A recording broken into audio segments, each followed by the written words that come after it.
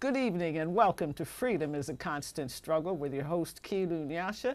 And joining me in the studio is Bilal Mafundi Ali, who is currently a human rights advocate, organizer with the Coalition on Homelessness, and founder of the People's Commission for Justice in San Francisco.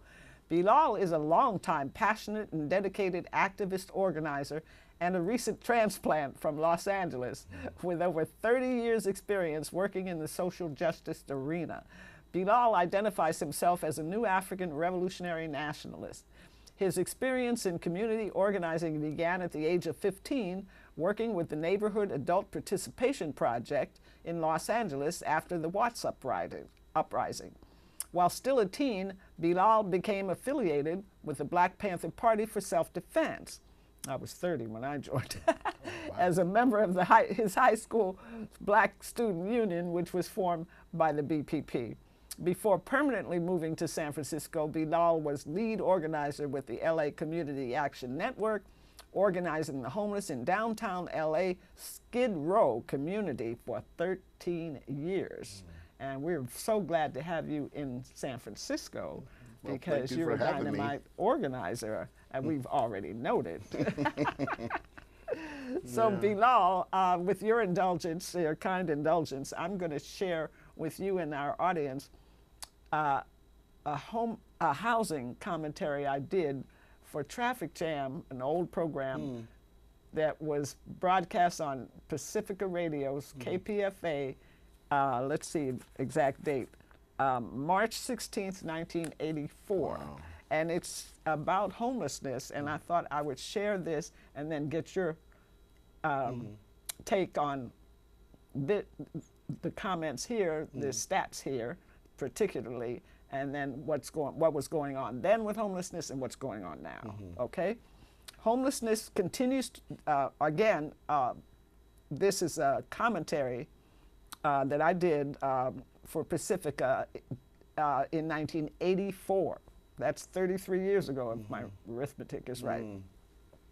Homelessness continues to rise throughout the country along with the rise in housing costs. Newsweek reported in January '84 that about 2 million Americans are homeless, with tens of thousands hazarding the elements every night. In New York City, where the largest publicly sponsored shelter system is run, Board of Health reported that an average of one homeless person a day is now found dead in the streets. The city's shelter capacity of 6,000 has doubled in 2 years and is greater than during the Great Depression. But the homeless population is estimated about 60,000. That's in New York City.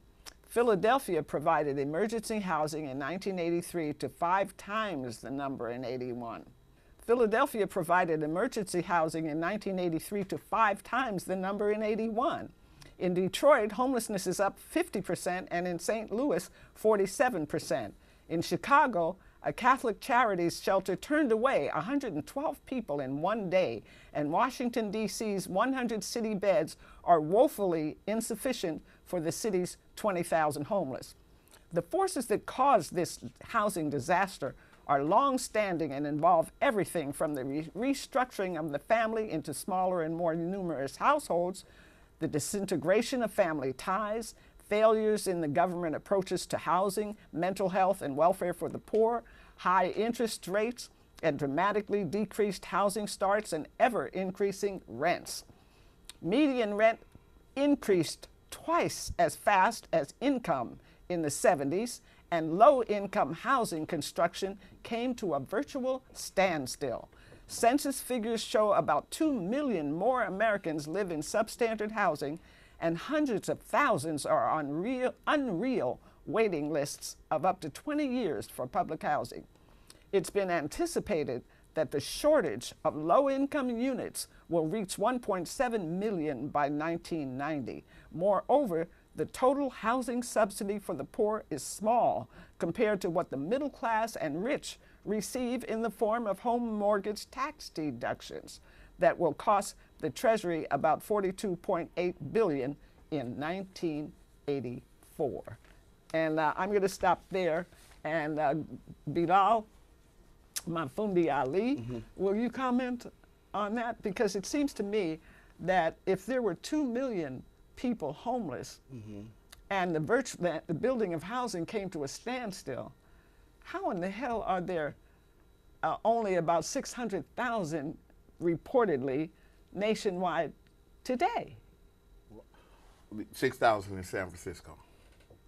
6,600. I mean, 600,000. Yeah. I'm sorry, I misspoke. Yeah. But 600,000 nationwide is what they report. They, yes, they're saying that. And again, that goes back to the method with the how they count the homeless. They, each city once a year does a count. It's called place and time count in the major metropolis cities like, say, Los Angeles, San Francisco. And they've changed the methods how it was done. You look at, it's estimated by their count, I think it's more, that there are 40 million people living in poverty in this country. So you say 40 million people, poverty is poverty gives rise to homelessness. So of course, you think about 40 million people living in poverty, look at those numbers, how many of those people are homeless? Those numbers are wrong.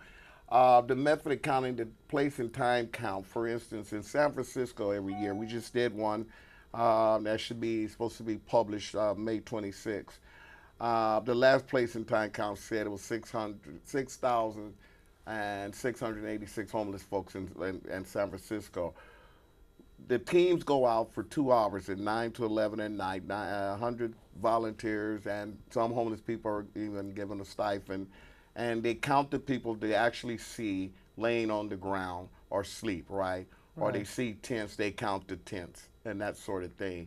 So they're not counting, they hadn't been counting before, the 3,300 homeless children in the city, which the school district counts and has their numbers saying there's 3,300 children, which would fill up 70 classrooms. So they haven't been counting those children. They don't count the homeless families or right now temporary in single room occupancy units, 1-room units, right? So they don't count those people. And so they don't count people sleeping on folks' couches. They do not. At one time, they went out and they asked people and talked to people and asked them what their housing status was. They don't do that anymore. They see tents, they see somebody lying, they just take it off. The Obama administration is responsible for changing the methods. Before the Obama administration changed a lot of the counting methods, if I was a homeless person and I was living with you as a friend or a family member, sleeping on the couch, and I was totally insolvent, where I didn't have any money, that I could not contribute to the household, I could not contribute to rent or utilities and other expenses, I was considered a homeless person. Under the Obama administration, they changed that. And they said anyone that has a roof over their head, they're no longer homeless. So they're not counting that. And as I said, they haven't been counting the 3,300 homeless children and families living in their sorrow. And a lot of counts do not even count people that are in jail that are homeless also too. So the numbers are skewed. They're not true. Yeah, I knew they were skewed. I said, how in the world does that happen? City officials would even admit that those counts do not accurately reflect the homeless population that actually, and the United States Interagency on Homelessness also says that too. Whatever they have on paper, what the count was, that it would be really truthfulness, that's 3 to 5 times actual numbers than what they have on the paper. So, and city officials I've talked to, I've also said that there is really around 18,000 to 20,000 homeless people in the city of San Francisco. Yeah, and that's not the Bay Area. That's just San Francisco. That's in San Francisco. And how many again? The official number, the last count was 6,686,000. That's the official count? Yes, yes. And your guess is? Well, I'm going with, I think like I talked to that many people in the last 2-3 years I've been here, but we're saying that the numbers, the real numbers would be 3 to 5 times that amount. And a lot of other cities, let's do the the officials admit that. Let's do the multiplication. So that would be approximately 5 times 7, about 21,000 people. 21,000. Yeah, and it could even be more than that. It could be more. It could be more than that, because sometimes we found when I was organizing in Skid Row that some people, the stigma of being homeless, it bothers people. So a person can be homeless and he just doesn't want to tell anybody that. Exactly. He does not, or she does not want to admit that either. and you know they're homeless. Yeah. And a lot of folks, like I said, sometimes their definition of homelessness is not accurate either. You know Right. what I'm saying? They think, well, every time I get my my Social Security check once a month, and I'll move into a hotel and stay in that hotel until my check runs out, and they'll still say, I'm not homeless. So yeah, Right. so there's many factors attributed to that, but those numbers are not accurate at all. Well, let's talk a little bit about the fact that we have a new HUD Ben Carson. czar, Yes. Ben Carson. Yes. This is interesting. Here's a man, well, just like the so-called president, who has he's over the HUD, Housing and Urban Development. That department oversees a lot of housing and service programs. And public housing. And public housing, and he has no experience in that. None. And he just came out, I think, yesterday, I believe, and they were asking him about the shelters or something. And he said the shelters, as they stand, are too welcoming and too nice and accommodating to homeless people. And that gives homeless people the incentive to want to stay in the shelters and not get out and pull themselves up by their bootstraps. So his remedy is to make them less comforting and more hostile, to give people incentive not to be in those shelters. And I mean, that's criminal, because in San Francisco, shelter beds, for every one shelter bed, there's 6 people waiting on a shelter bed. And right now we have over 1,200 people on the shelter bed waiting list right now. So there is no space. 1,200 people waiting to just get a shelter 1,200 in bed. this city. Now you look at places like Los Angeles. Los Angeles is over 40,000 homeless people. Skid Row, on any given day, Skid Row, there's 10,000 people. So you compare those with those numbers. It's a whole city, they're saying 6,000. Right. In one 50-block area is 10,000. But if you go by their numbers. And then if you move into places like the Midwest, you know, where they've been devastated by the removal of auto plants and whatnot, Detroit and Ohio and Youngstown, Ohio and stuff, the homeless populations there must be through the roof, and they have terrible winters. So people are dying. Yeah. People are dying And all some over of those this places, country. they don't even do a homeless count, because they don't have any shelters for people. They generally don't have any services outside the bare social services and so forth. So you have a lot of cities that they don't even have one shelter at all. Exactly. Yes, and the shelters themselves, they like to say that a lot of people are shelter resistant, not letting you know that there's no space. But a lot of people do not go into the shelters because the shelters, many shelters, can be very dehumanizing. Shelters are like, I've been in, I'm not going to mention the name of one, but I went into one, we were doing outreach. I don't go in there anymore. We did that almost 3 years ago, and I just couldn't. And it was like being in the jail. It was like being in prison. You go to metal detectors, you're regulated. The slightest little infraction, you kick back out on the street. And people here spend up to 12 hours standing in a line all day just to get into a shelter, get a one-night bed. Yeah, I remember when I was talking to Jennifer Friedenbach, you know, with the coalition, and she was saying that people were lining up at like 3 o'clock in the morning for the shelter bed for the following night. Exactly, exactly. Unbelievable. Yes, yes it is. And then you look at the homeless They're standing out there in the cold and the rain and the elements, whatever. And you look at the homeless population nationally, which I'm very concerned about because I'm getting older, but this like around up to 50% of the homeless are elderly people. We got the baby boomers. Yes, they're growing. The homeless population is growing older and older. So you can imagine, and I've seen this, you can imagine 70-year-old women with crutches or walkers standing in a line up to 12 hours a day trying to get a shelter bed.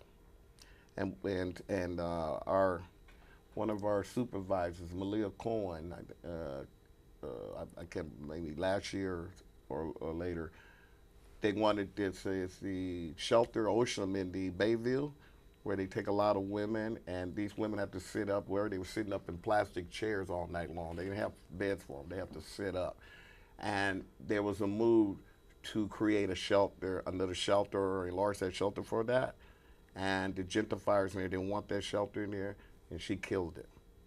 And I thought that was very evil of her, because I just thinking of older people having to sit up in chairs all night long. And we get older, we get arthritis, and there's other things, bad backs, and just imagine. And it's just criminal. It's criminal. Yeah, it's criminal. How homeless people are treated. I got stuck sitting up in a chair all night when I got kicked out of a hospital, believe it or not. Yeah. Okay. And you help. And I couldn't walk or anything. Yeah. I'm in a wheelchair. So I know what these people. So a lot of people say, I don't want to have to go in there and evil. do that. And then they'll accuse them of being shelter resistant, that they choose to be out on the street. And No, like I this said, is a brutal. yes. And women have been sexually system. assaulted in these shelters. So a lot of women can't not go in there because they're traumatized. So, but they blame them. And the approach is blaming homeless people for a problem they didn't create. The homeless people is treated as a problem and not people with problems. Exactly. And the law enforcement approach is the primary approach that they take to dealing with the homeless problem. Criminalize them. Yes, it's criminalizing. And the courts and the Justice Department have said that treating homeless people in such a way is cruel and unusual punishment. The amicus curiae, the Boise, Idaho case, that they came in, the court said, and the Justice Department said, hey, this is cruel and unusual punishment. San Francisco leads the state in the most anti-homeless laws with 23. You can't sit down, you can't lie down. You can't sit, lie. Some places you can't share food with homeless people. You can't ask for money, on and on and on. Matter of fact, I mean, these laws are harking back to past laws like Jim Crow, the Okie laws, Operation Wetback, the ugly laws. These laws were finally deemed unconstitutional because they were made to move undesirables, quote, undesirables out of public space. The ugly laws, right? Right. This law stayed on the They're book ugly, too. until the early 1970s. The state of Illinois was the last state to deem it unconstitutional. That law originated out of San Francisco, this bastion of progressiveness and libertarian in the late 1800s. Wow. And this law was a law where you had some type of an anomaly or deformity, you couldn't be in the public space or you would be arrested. San Francisco actually brought that law into effect in the late 1800s. It was a law that was dealing with the former soldiers in the Civil War who lost limbs or other things, or people born with defects. San Francisco, this bastion of liberalism and progressivism, right, which is superficial. And what did they do to them? They moved them out. If you moved them out of public space or you went to jail. You remember, we know about the sundown laws. When I was a young kid growing up in Los Angeles, Hawthorne, a suburb outside Los Angeles, not that far, had sundown laws where black people couldn't be in town after the sun went down. You had signs. Burbank, Glendale, that's north of Los Angeles. Yeah, I remember I heard of those. They still have those laws on the book. Of course, they can't enforce them, but they're still on the books. So these anti-homeless laws are what they call so-called quality of life neutral laws. These laws are basically the same type of thing, and we're fighting to expose and eliminate those laws with our work at the coalition. I think this might be a good time to play a video clip from RT about how homeless people are under attack.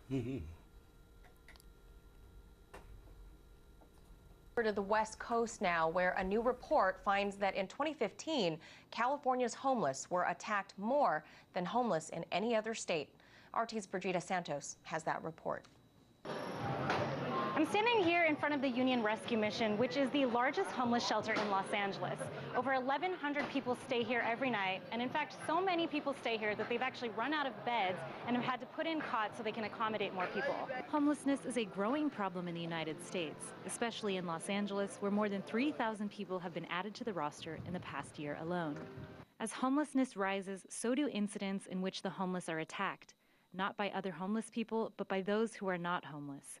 New findings of a nationwide study show that between 1999 and 2015, at least 1,650 such crimes have been reported. 428 resulted in death. A majority of these have taken place in California.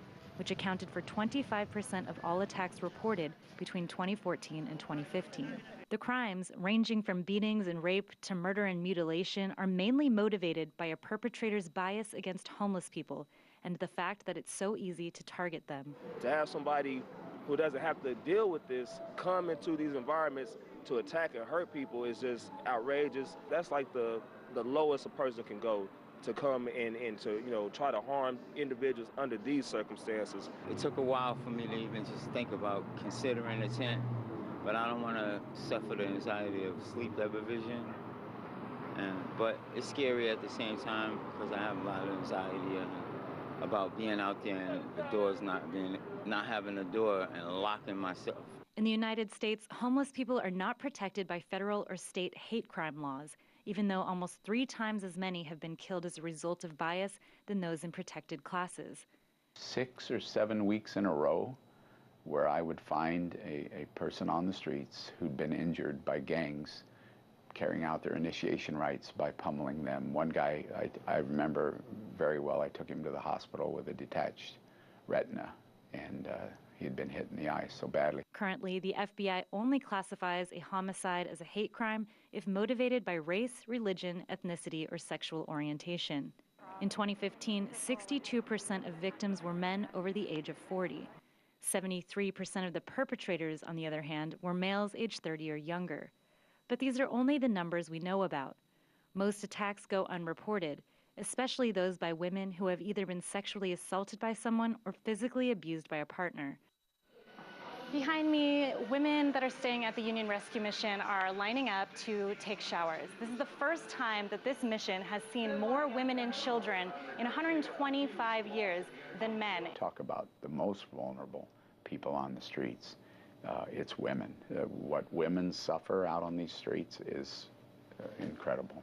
Here in Los Angeles County, 44,000 people are currently homeless, and yet the city constantly criminalizes them for things like having tents, loitering, or having too many belongings.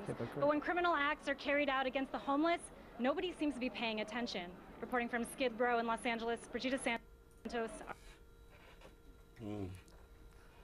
Whew, comments. We've had attacks here in San Francisco against homeless folks. We've had homeless people, I think it was on around 16th and Cap. Only homeless man, somebody came up and repeatedly shot him with a paintball gun and injured his eye. We had 2 people murdered not too long ago, right on 16th in Shotwell.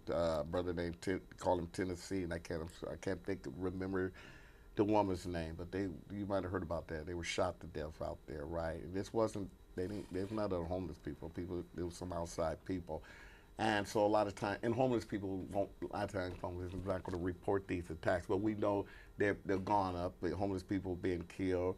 We have the gentrifiers complaining about their safety in the neighborhoods, and as though homeless people are not. And I have to remind them, homeless people also have those concerns about being safe too.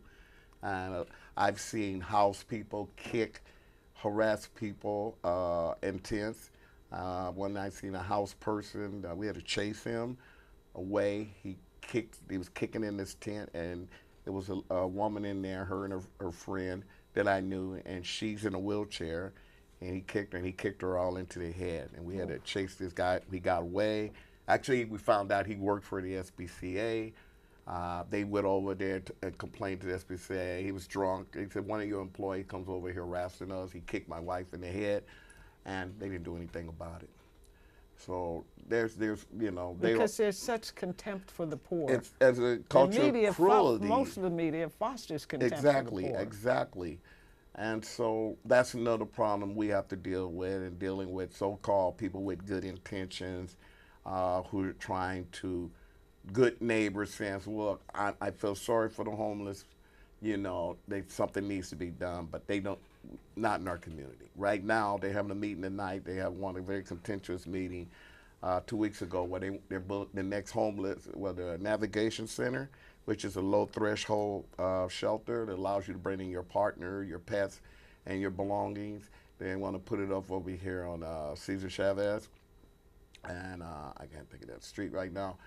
And so people with these neighbors, and they brought kids in singing, and they're scared, and they're talking about the needles and the defecations. Oh, so many needles around here. Well, I don't know the numbers here, but in LA, downtown, they tried to do that, make it a health issue. And we for sure pointed out to them, showed them the statistics that 40% of the homeless people were diabetics, and they were using those needles for their insulin. So they had a contentious meeting, but this shelter is supposed to be going to be there at the center, navigation center. So I read today, these same neighbors, I call them the pitchfork and torch crowd, you know. Now they come after Frankenstein when they get tired of this, you know. Well, so they having another meeting tonight. It's a done deal. My director was asking me, "What's the done deal?" And I said, "Well, they're saying they found out the city hasn't signed a lease with the property yet, so they're having all these people come out again tonight and try to nudge these Supervisor Hillary Rotten in the Department of Homelessness." And the last meeting, the new chief of police in San Francisco, and Hillary, she says, the police are not the first option. You can't, and he's saying, I'm not a fan of his, by the way, but we cannot police ourselves out of this. Currently, the city, San Francisco, spends $20.7 million every year for criminalizing homeless people. And we asked the budget analyst to do a study. $20.7 million is wasteful. It does not solve the homeless problem. I know. Now, that $20.7 million would provide 1,300 subsidized low-income units. So you see the priorities where the city is and where the will of the city is. So their answer is more cops. And quickly, just let you in on a little dirty secret. San Francisco, amongst a lot of other cities, but mainly San Francisco's priding itself on being a sanctuary city. Right. And we're saying that, one, if you're undocumented, and at the same time you're homeless, there's no sanctuary. And we know the killing, the LASFPD killed the Luis Gongoro Pat. He was homeless. He was illegally evicted out of his house. We just had an anniversary march for him. He was illegally evicted, and he was in his tent, and they shot him several times at the top of his head. 30 seconds, not within 30 seconds getting out the car. And one of the officers shot him. He was an officer who was trained what they call a crisis intervention team to deal with homelessness. So the coalition will be meeting with the council, so we're trying to set up another meeting with the police commission. We're going to do a presentation to show them, based upon our research and studies of punishing the homelessness that we published in 2015, that they're going to have to find another approach and not a police approach, a first response approach when dealing with homelessness people out there, because the police are not trained and they shouldn't be out there. And usually when the police are dealing with them, there's violence involved, and this guy deaf. And the police are now being used as stormtroopers for gentrification. They're acting as agents, enforcing neighborhood bigotry on racial and class lines. So we will be presenting our findings to the police commission, and says the police should not be the ones called. And I get calls at the office, this homeless, what should I do? So we tell people, we do a training with people too. We tell people, you call, if they're in distress or something, you call and make sure you tell the operator, the 311 number or so, that it's not a police emergency. It's a medical emergency, because when the cops come out, it can escalate, and we saw that. And it will continue. A homeless man was killed yesterday. Yeah, but if you say it's a medical emergency, won't the police come anyway? Well, if somebody, they do it, they won't come out. You say it's not a police emergency, you know, so they won't come out. It's interesting, because if you call the cops and you say, I got this black guy, this strange black man, I never seen my neighbor before, and he's walking around here, hanging around here. You need to come out here and investigate. And the cops will say, a lot of times, well, what's he doing? Well, is he bothering anybody? Is he stealing? No. What's he doing? Well, I never seen him before. He's out there. Normally, they won't come out. But if he say, I got a homeless person out there sitting around here walking around, they'll come out. And you know, black are going to get it first, but homeless people, if you're black and you're homeless, that's another story. So we're, right now, we're looking at, they're trying to pass legislation, Supervisor Sheehy, but it's been taken off the table again. It's called the Bike Chop Shop legislation. And what that would do if they was to pass that, and these are homeless, before geared on homeless, they says no, it's neutral laws as anybody. Homeless people are hustling or fixing bikes, you know, it's a lot of times legitimate. If they see you with more than 5 bikes, it's going to be presumed those bikes are stolen. They're going to confiscate that bike if you can't prove on the spot it's your bike. I have a bike, I can't prove it's mine. I don't know what I did with the receipt. And if you later on can prove that it's your bike and show proof it's your bike, you have to pay an impound fee to get the bike out. Now, generally, homeless people do not have any money. So they would, even though it's my bike, I wasn't stolen, you took it under pretense because I had 5 bikes that's stolen, I've lost my bike. And I tell them this, to be straight out, and I'll be talking about this police commission, because they're going to be saying these laws are neutral laws. It applies to anybody. I go, if I'm a white boy, and I live in the Sunset or Pack Heights, and I got 5 bikes on my sidewalk in front of my house, you're not going to approach me, and we know that. These laws are specifically geared to homeless people. And it's to make life rough for homeless people because their neighbors are complaining. So the neighbors have the clout, and that's who they're adhering to.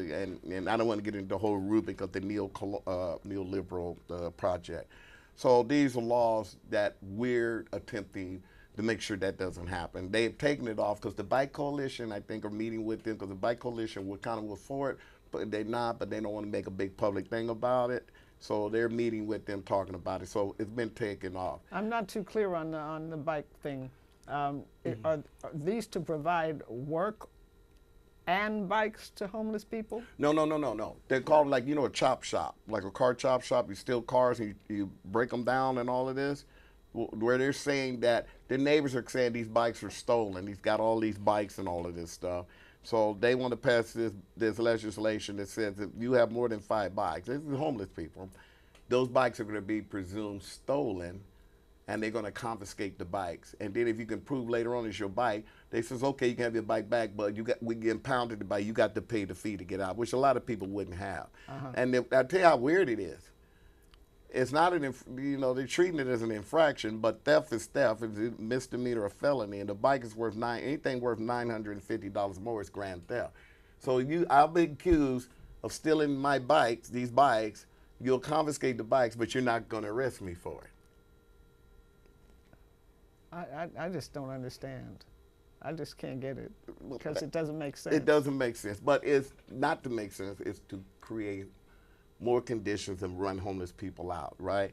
The other thing is Macoppin Park on Valencia and Macoppin. It was a park where homeless people that around that area in Cameras or whatever, homeless people went there for sanctuary and refuge, right? So because they can't stay on the sidewalk because of the lie, sit, sleep laws, right? Right. Your Democratic Mayor Gavin Newsom put in to get elected, right? Yeah. So now Jane Kim, the supervisor for the area, who's been mainly an ally with us and so forth, they closed the park and put a fence around it.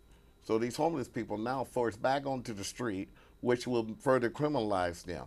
Now, in my opinion, I'm a paralegal too. In my opinion, that's entrapment. Entrapment is basically when an officer tricks a person into committing a crime in order for them to prosecute that person. Right. And people say, well, there's not our officer involved in this. This is a supervisor. Well, that's the state, and they're lawmakers. So it's still entrapment. You're pushing those people who said, I'm going into the park so I don't have to be harassed by these cops and so forth, and giving tickets that I can't afford. Well, now they're forced back out there on the street. Yeah, so talk a little bit about the tickets and the way that they criminalize people and come up with debts. But I understand that they stopped doing that. Yeah, we have been fighting for this. And generally how it works, they're still giving the tickets out. But generally you get a ticket, a homeless person get a ticket for lying, sitting, or sleeping, right? And again, we're talking about not all the time these are able-bodied people, you know.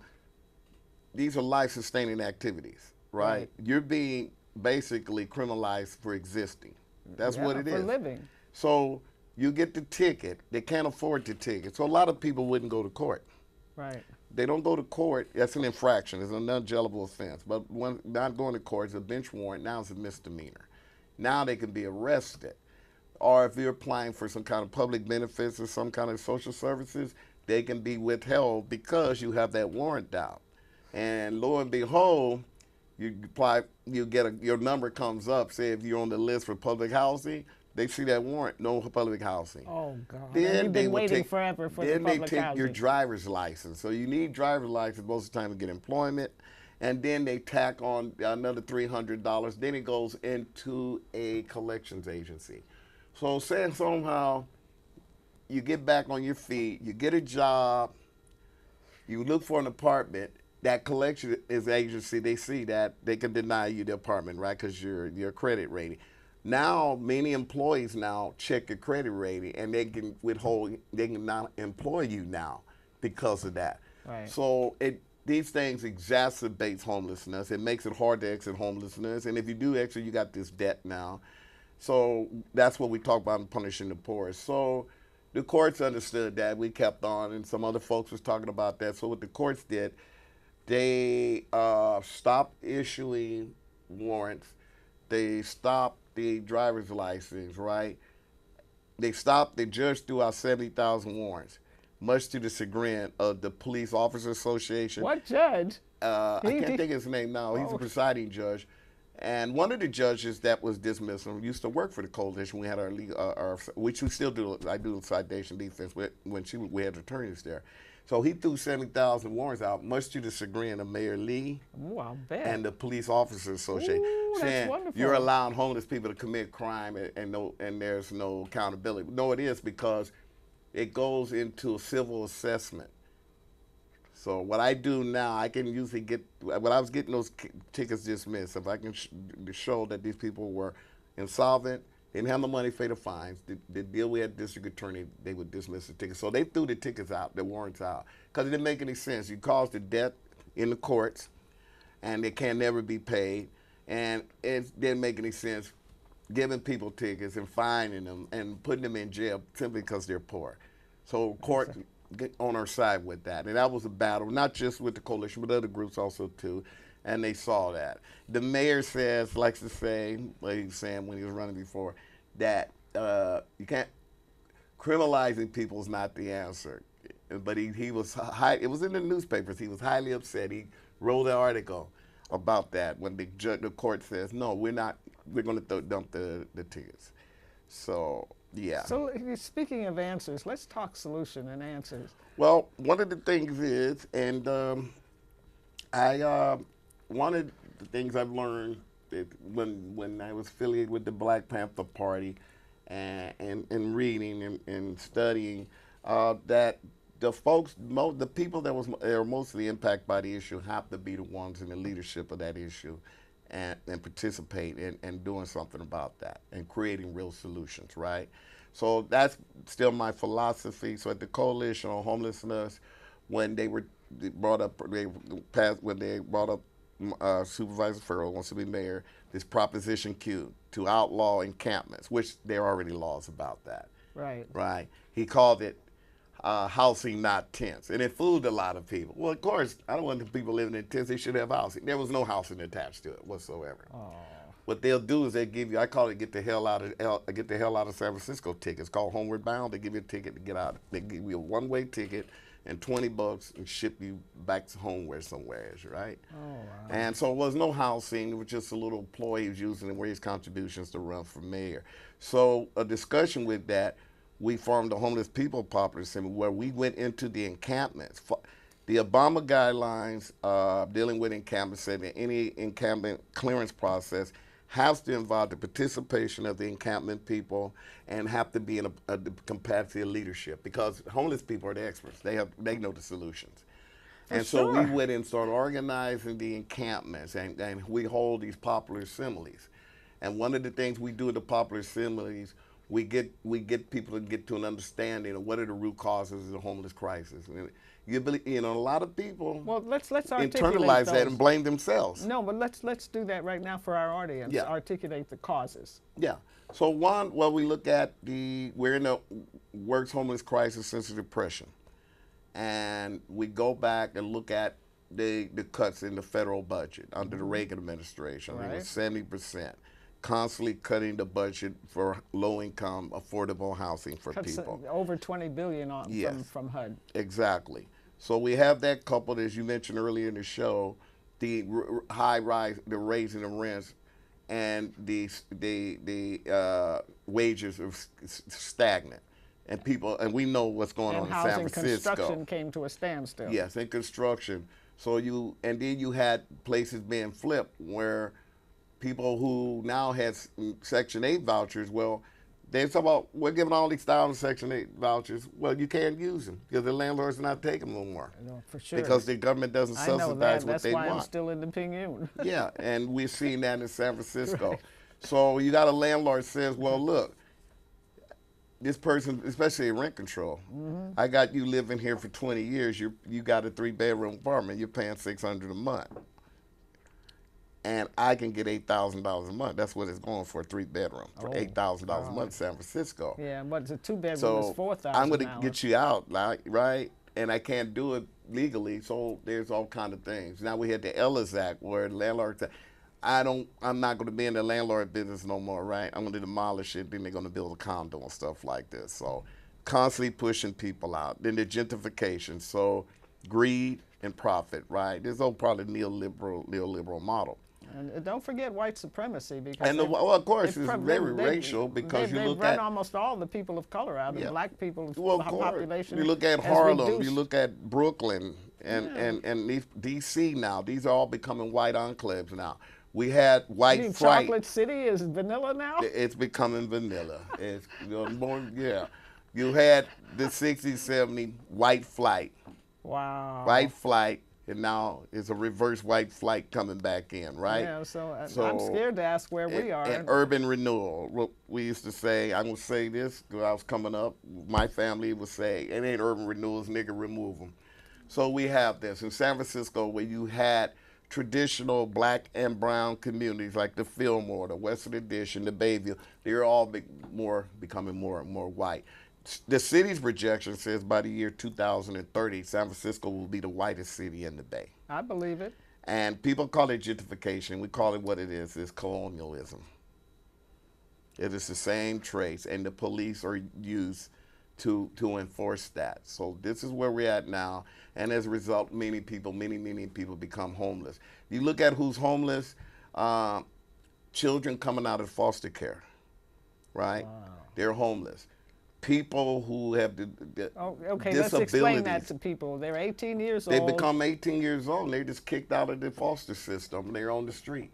They were showing the Union Rescue Mission. I know that very well. That's where I organized in that area in Skid Row. I never, in around 99, Skid Row was just crazy. You saw so many kids down there. Young people with kids, but young people. When did this happen? So they've been kicked out of the foster care system. People get out of jail, prison. They're shut down there because there's nothing. They're homeless. People with... And they can't get subsidized housing.